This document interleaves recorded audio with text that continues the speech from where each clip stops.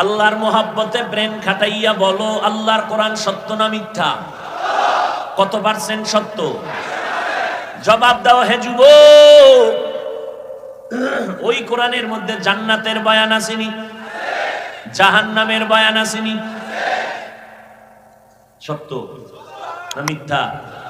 জান্নাতে কে যাবে তাও আল্লাহ বলেছেন, জাহান্নামে কারা যাবে তাও আল্লাহ বলেছেন। ইন্নাল আবরারা লাফি নাঈম ওয়া ইন্নাল ফুজ্জারা লাফি জাহিম। নেক আমল যারা করে তারা জান্নাতের প্রতীক, যারা গুনাহ করে তারা জাহান্নামের প্রতীক। জান্নাতটা কেমন আরামের ঘর আমার আল্লাহ কোরআনে তাও বয়ান করেছেন।